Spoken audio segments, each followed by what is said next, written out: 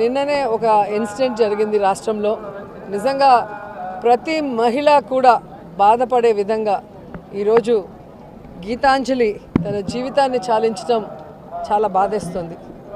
కేవలం ఇన్నోసెంట్గా తనకొచ్చిన ఇంటి పట్టాని సంతోషంగా మీడియాకి చూపించి ఆనందంగా మాట్లాడటమే ఆవిడ చేసిన తప్ప అని నేను అడుగుతున్నా.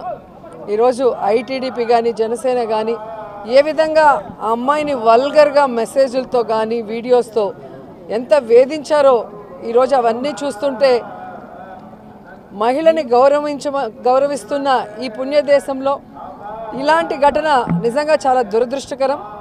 ఎవరైతే ఈ కార్యక్రమం చేసి ఆ అమ్మాయి చావుకు కారణమయ్యారో వారందరికీ పనిష్మెంట్ ఇవ్వాలని భగవంతుడిని మనస్ఫూర్తిగా కోరుకున్నా. అలాగే గీతాంజలి ఆత్మకి శాంతి కలగాలని మనస్ఫూర్తిగా కోరుకుంటూ నిజంగా ఈరోజు ఇద్దరు ఆడబిడ్డలు తల్లి లేని బిడ్డలుగా మిగిలిపోవటం దురదృష్టకరం.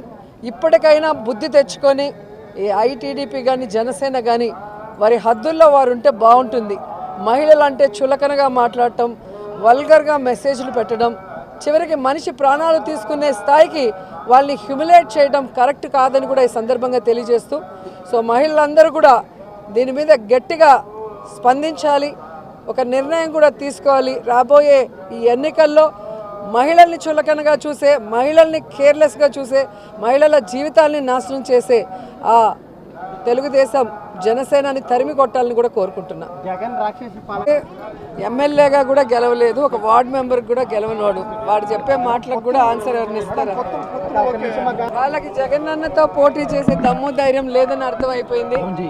గెలవలేమన్న ఒక భయం పట్టుకుంది కాబట్టే ఎవరు దొరికినా వాళ్ళతో పొత్తు పెట్టుకొని వాళ్ళకి సీట్లు పంచుకునే స్థాయికి ఈరోజు వాళ్ళు దిగజారిపోయారు. సో జగనన్న దమ్మున్న నాయకుడు, ప్రజలకి మంచి చేసిన నాయకుడు, భగవంతుడి ఆశీస్సులతో ప్రజల ఆశీస్సులతో మళ్ళీ రెండోసారి ముఖ్యమంత్రి కాబోతున్నాడు. ఈ రాష్ట్రాన్ని మరింత అభివృద్ధి వైపుకి నడిపిస్తూ ప్రజలకి మరింత సంక్షేమాన్ని ఇస్తాడని కూడా నేను చెప్పగలను. Please subscribe .news.